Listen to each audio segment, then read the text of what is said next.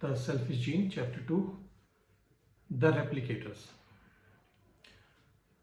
Second chapter the replicators में Richard Dawkins ये बताते हैं, या इस पर उनका सारा ध्यान केंद्रित है कि कैसे केमिस्ट्री और साधारण जो मॉलिक्यूल हैं वो किस तरीके से प्रजनन करना शुरू कर सकते हैं, उनसे जटिल मॉलिक्यूल कैसे बने होंगे और कैसे वो जटिल मॉलिक्यूल प्रजनन कर सकेंगे। ना वो इस बात पे फोकस नहीं करते हैं इसमें चैप्टर में कि जीवन की शुरुआत कैसे हुई होगी, लेकिन जीवन को बेस मान के इस पे बात करते हैं कि एक साधारण कार्बन हाइड्रोजन मॉलिक्यूल या कार्बन हाइड्रोजन मिल के जब एक मॉलिक्यूल बनाता है, हाइड्रोकार्बन मॉलिक्यूल बनाता है, तो उससे किस तरीके से और जटिल मॉलिक्यूल्स की संरचना होती है, फिर उसके बाद और वो किस तरीके से अपने आप को मल्टीप्लाई करने वाले बनते हैं। इसको लेकर इन्होंने बहुत बात करी है। छोटा चैप्टर है, बहुत ज़्यादा बड़ा चैप्टर नहीं है ये, और मतलब एक चिंगारी की शुरुआत की तरीके से इन्होंने इसको बताया है कि भाई इस तरीके से ये पूरी प्रक्रिया जिसमें जीव मल्टीप्लाई होते हैं ये शुरू हुई होगी। तो मैंने कुछ नोट्स बनाए हैं इसके, जिसको मैं देख देख के बताऊंगा ताकि मैं भी ना भूलूं। शुरुआत में ही रिचर्ड डॉकिंस ये बात पक्की कर देते हैं कि सिद्धांत सर्वाइवल ऑफ द फिटेस्ट नहीं है। उनके अनुसार सर्वाइवल ऑफ द स्टेबल एक ज़्यादा महत्वपूर्ण और ज़्यादा प्रभावशाली सिद्धांत है, जिसके कारण स्टेबिलिटी की जो चीज़ स्टेबल है वो चलती है और जो चीज़ स्टेबल नहीं है वो स्टेबिलिटी की तरफ जाती है।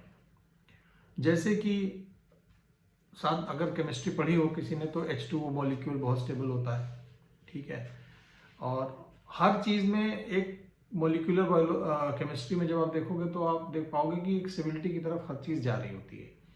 और स्टेबिलिटी का मतलब क्या, ये भी बड़ा विचित्र था। इन्होंने बताया कि जिस चीज़ को एक नाम दिया जा सके वो स्टेबल है। मुझे बड़ा अलग लगा कि यार अरे ये तो कोई साइंटिफिक डेफिनेशन नहीं हुई, लेकिन एक साधारण जनता के लिए ये बड़ी बात है कि अगर समझने के लिए कि अगर आप किसी चीज़ को नाम दे सकते हैं तो वो स्टेबल है, स्थिर है। अब इसमें उन्होंने शुरुआती एग्जाम्पल दिए हैं कुछ अणुओं के, एटम्स कैसे मिलके मॉलिक्यूल बनते हैं। मॉलिक्यूल सिंपल भी हो सकते हैं, H2O NaCl टाइप के मॉलिक्यूल भी हो सकते हैं, बहुत बड़े बड़े मॉलिक्यूल भी हो सकते हैं। जैसे कार्बन क्रिस्टल जो होते हैं वो तो single molecule chain, atom chain है, और वो इतना बड़ा हो जाता है तो वो इतना आंखों से दिखने लगता है, कहाँ हमें सिंगल मॉलिक्यूल दिखेगा भी नहीं। तो यहाँ पे उन्होंने कहा कि मॉलिक्यूल छोटे से लेकर बड़े तक हो सकते हैं, और कभी कभी मॉलिक्यूल स्थिर होते हैं, और जब कोई मॉलिक्यूल स्थिरता पा लेता है तो वो जोड़ के एक नए तरीके के मॉलिक्यूल को जन्म देता है। अब यहाँ से वो अब्रप्टली शिफ्ट हो जाते हैं अमीनो एसिड्स की तरफ, मतलब तुरंत केमिस्ट्री से बायोलॉजी की तरफ आते हैं और कहते हैं अमीनो एसिड एक ऐसा मॉलिक्यूल है, जटिल पदार्थ, कॉम्प्लेक्स मटेरियल है, जो कि जिसमें हीमोग्लोबिन मॉलिक्यूल होता है। मतलब नहीं, अमीनो एसिड जिसमें दर्जन, मतलब 1 दर्जन के करीब अमीनो एसिड मॉलिक्यूल में 1 दर्जन एटम होते हैं। और फिर हीमोग्लोबिन मॉलिक्यूल होता है जिसमें 574 अमीनो एसिड मॉलिक्यूल होते हैं। मतलब हीमोग्लोबिन जो मटेरियल है जो हमारे खून में बहता है उसके अंदर 574 अमीनो एसिड मॉलिक्यूल होते हैं एक हीमोग्लोबिन मॉलिक्यूल में। और मानव शरीर में करीब 6 करोड़ हीमोग्लोबिन मॉलिक्यूल होते हैं जो कि स्थिर है। बिल्कुल आप काटोगे निकल आएगा खून, उसमें हीमोग्लोबिन चेक कर लोगे। मतलब यह कि एक जैसे ही हैं, स्थिर से मतलब ये सब एक जैसे हैं, और ये स्टेबिलिटी से अपने आप को बनाए हुए हैं, ये नष्ट नहीं हो रहे हैं। और नष्ट होते भी हैं तो जो नया बनता है वो भी इन्हीं के जैसा बन जाता है, कोई अलग से कुछ नया उसमें वो नहीं आ जाता चेंज। यहाँ पर बहुत रोचक बात रिचर्ड डॉकिंस बताते हैं कि हर बीतते सेकेंड मानव शरीर में 4 करोड़ हीमोग्लोबिन मॉलिक्यूल अपना आकार लेते हैं और कुछ इतने ही नष्ट हो जाते हैं। मतलब 4 करोड़ करोड़ बन जाएंगे और इतने इसी के करीब नष्ट होंगे। मतलब ये साइकिल ऐसा चलता रहता है।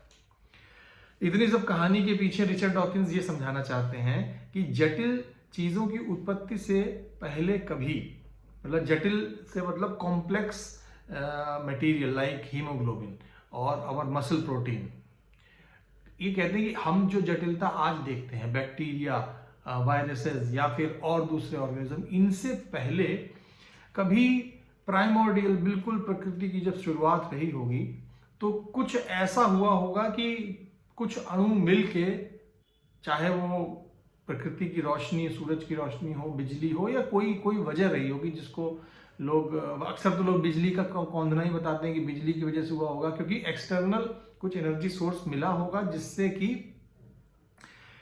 कुछ अणु एकजुट होकर, चाहे प्रकाश की मदद से चाहे बिजली की मदद से, एक मॉलिक्यूल बन पाए होंगे।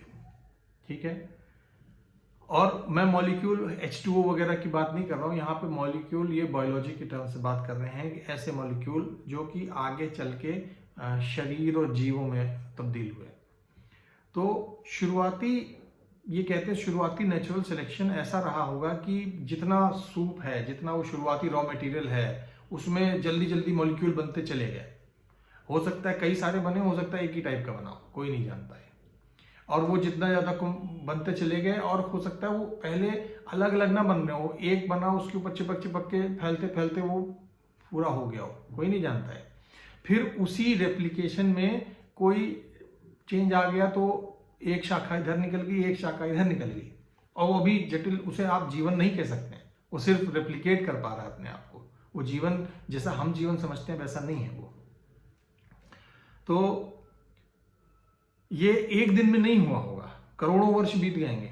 एक दिन में हो भी नहीं सकता। अगर आप सोचो लैब में आप ये करके देख लो, हो सकता है ना हो एक दिन में, लेकिन अगर करोड़ों वर्ष मिले तो ये संभव है। और धरती जितना हमारे ओशन जितने बड़े हैं, अगर इतनी बड़ी रिसोर्स रॉ मटेरियल मिल जाए तो ये संभव है कि एक मॉलिक्यूल ऐसा बने जो कि अपने आप को मल्टीप्लाई कर सके। कुल मिलाकर रिचर्ड डॉकिंस ये प्रस्तुत कर रहे हैं कि बिना एक ये जो बात है कि बिना किसी दैवीय सहायता के कैसे साधारण एटम पहले मॉलिक्यूल बनते हैं, बिना किसी दैवीय सहायता के। मतलब दैवी इन द सेंस जो एब्राहमिक गॉड है उनका, जिस पर काफी डिपेंडेंट है ये एक्सप्लेनेशन की प्रकृति कैसे उत्पत्ति हुई, मानव की कैसी हुई, उस कॉन्टेक्स्ट में रिचर्ड डॉकिंस ये कहते हैं कि बिना किसी दैवीय सहायता के कैसे कुछ साधारण अणु, कार्बन, हाइड्रोजन, नाइट्रोजन मिलके कुछ मॉलिक्यूल बनाते हैं, बाई चांस और बाई सनलाइट और बाई एनीथिंग, और उसके साथ फिर ऐसे मॉलिक्यूल बनते हैं जो कि अपनी प्रतिलिपि, अपनी कॉपी बना सकते हैं। वो ये कहते हैं कि इसमें दैवी सहायता की आवश्यकता नहीं है, ये चीज हो सकती है। और उनका सबसे बड़ा आर्ग्यूमेंट इस चैप्टर में यही है कि बिना किसी दैवी God presence it is possible that with certain raw material some molecules take shape which can replicate themselves. It may be by the addition of some energy from sun or ultraviolet rays or electrical energy, it can be anything. लेकिन जो इनका main उसमें तर्क है वो यही है कि बिना दैवीय सहायता के ये साधारण एटम से जुड़ के कुछ ऐसे मॉलिक्यूल बने जो कि अपनी प्रतिलिपि बना सकते थे, और वो लॉन्ग चेन मॉलिक्यूल अपने आसपास की सामग्री से अपने ऊपर एक अन्य कॉपी बना पा। मतलब बेसिकली ये कहने का है कि ये लॉन्ग चेन, जैसे क्रिस्टल, डायमंड क्रिस्टल होते हैं या दूसरे क्रिस्टल होते हैं, नमक का होता है, चीनी का होता है, वैसे ही ये लॉन्ग चेन मॉलिक्यूल बाहर की एनर्जी से अपने ऊपर, जैसे एक बना, उसके ऊपर कोई एनर्जी पड़ी, चाहे प्रकाश हो चाहे बिजली, तो उसके ऊपर एक और बन गया, क्योंकि रॉ मटेरियल वहीं आसपास लिक्विड है, उसके ऊपर बनते बनते वो पूरा अपने आप को रेप्लिकेट करते चले जा रहे हैं। आरडी ऐसे मॉलिक्यूल को रेप्लिकेटर बताते हैं। ये कोर है, यही नाम था चैप्टर का, यही वो समझाना चाहते थे कि ये मॉलिक्यूल रेप्लिकेटर मॉलिक्यूल था जो अपनी कॉपी बना पा रहा है। और वो ये भी कहते हैं कि यहीं कहीं से नेचुरल सिलेक्शन का भी शुरुआत हुई, क्योंकि कॉपी हमेशा सही नहीं बनती होगी, कुछ चेंज हो जाता होगा। और ऐसा चेंज, कुछ चेंज अच्छे होते होंगे, कुछ चेंज बुरे होते हैं, कुछ चेंज ऐसे होते होंगे जिनसे वो नष्ट हो जाता है मॉलिक्यूल, कुछ चेंज ऐसे होते होंगे जिनसे दो मॉलिक्यूल आपस में जुड़ के कुछ काम कर सकें, मिलजुल के आ जाएं, काम कर लें। तो वो आरडी का कहना यह है कि रेप्लिकेटर मॉलिक्यूल्स की शुरुआत कुछ ऐसी रही होगी, और माइंडेड अभी भी जीवन की शुरुआत नहीं बताई जा रही है। फिर उन्होंने कहा कि समय के साथ रेप्लिकेटर दूसरे रेप्लिकेटर के साथ मिलकर काम करने लगे, किंतु जो सबसे महत्वपूर्ण बात है, रेप्लिकेटर अपनी कॉपी बना पाते थे, पर वह परफेक्ट कॉपी नहीं होती थी। और यही नेचुरल सिलेक्शन का आगाज है, जो मैंने अभी थोड़ी देर पहले कहा। अब यहां पे जो मैं कहूंगा, जो सोचने का तरीका है रिचर्ड डॉकिंस का, श्रीमान रिचर्ड डॉकिंस बहुत बढ़िया प्रोफेसर, वो ये है कि जीवन को चलाए रखने के लिए क्या जरूरी है? प्रजनन, खाना पीना लोग मानेंगे, सांस लेना मानेंगे, लेकिन ये तो प्रेजेंट है, मेरे अपने स्टेट की है। लेकिन मुझे अपना जीवन आगे बढ़ाने के लिए क्या आवश्यक है कि मेरा डीएनए या मैं कैसे भी करके एक नेक्स्ट जनरेशन तक चला जाऊं, और वो नेक्स्ट जनरेशन बेसिकली मेरे संतान के रूप में होगी। यही लॉजिक, यही थ्योरी को अगर आप बिल्कुल पीछे प्राइमोर्डियल उसमें लिए के चले जाए, पुरातन से पुरातन, तो जो शुरुआती रेप्लिकेटर मॉलिक्यूल्स होंगे वो बस अपने आप को रेप्लिकेट कर पाते होंगे, चाहे वो एनर्जी मिलती रहे। अब इसमें ये जीवन का या आत्मा या स्पिरिट का कोई काम नहीं, ये बेसिक सिंपल मॉलिक्यूल थे जो ऐसा कर ले रहे थे। सोचने वाली बात है कि हाँ, ये एक नजरिया हो सकता है एक्सप्लेन करने का कि जीवन की उत्पत्ति कैसे हुई होगी, हमें दैवी सहायता की आवश्यकता नहीं पड़ी होगी। आप इससे किस हद तक अग्री करते हैं आपके ऊपर है, लेकिन मुझे ऐसा लगता है कि इस संभावना को नकारना नहीं चाहिए। जहां 8-9 अरब लोगों में से ऑलमोस्ट 99% लोग ये कह रहे हैं कि भगवान या फिर किसी अलौकिक शक्ति ने जीवन बनाया और एक हर जीव में कुछ होता है जो निकल जाता है इसलिए मृत हो जाता है, वहीं अगर कुछ लोग ये कह रहे हो कि नहीं, सीधे सीधे सिंपल प्रोसेस से भी जीवन बन सकता है, तो मुझे ऐसा लगता है कि उस आइडिया को एंटरटेन करने में कोई बुराई नहीं है। हो सकता है एक ज़्यादा बेहतर एक्सप्लेनेशन हम अपने आसपास के संसार का निकाल सकें। तो रेप्लिकेटर चैप्टर की समरी यहीं पे ख़त्म होती है। मुझे बहुत अच्छा लगा, मुझे इससे और बड़ी बढ़िया संभावनाएं समझ में आई कि यार क्या ऐसा भी हो सकता है कि कई तरीके के रेप्लिकेटर मॉलिक्यूल रहे होंगे। क्या ऐसा भी हो सकता है कि सिलिकॉन बेस्ड या नाइट्रोजन बेस्ड ऑर्गेनिज्म शुरुआत में रेप्लिकेटर मॉलिक्यूल रहे होंगे, लेकिन जो स्पर्धा थी, रेस थी, उसमें सिर्फ हमारे कार्बन हाइड्रोजन बेस्ड वाले ऑर्गेनिज्म ही जिंदा रह पाए, हम लोग ही उनको आगे बढ़ पाए। क्या प्रकृति की शुरुआत में जीवन कई तरीके से रहा होगा? पत्थर भी जीवित रहे होंगे किसी टाइम पे। सोचने वाली बात है। आजकल की कोरल रीफ अगर आप देख लो तो पत्थर जैसी लगती, लेकिन जीवित है वो।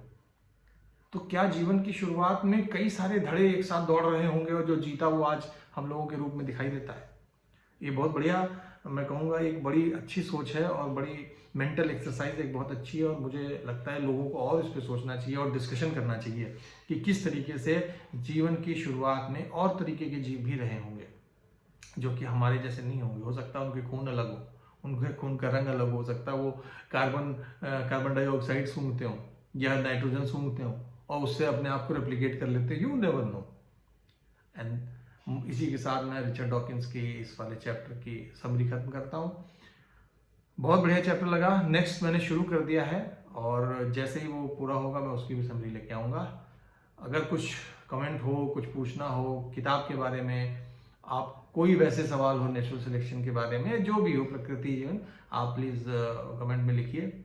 और अगर अच्छा लगा हो तो ये भी बताइए। अगर कुछ कमी लगी हो, कुछ और जानकारी आपको लगे कि यार ये भी दे सकते थे और थोड़ी बात कर सकते थे, तो वो भी बताइएगा। बाकी नेक्स्ट चैप्टर के साथ जल्दी ही आपके सामने आऊँगा। धन्यवाद।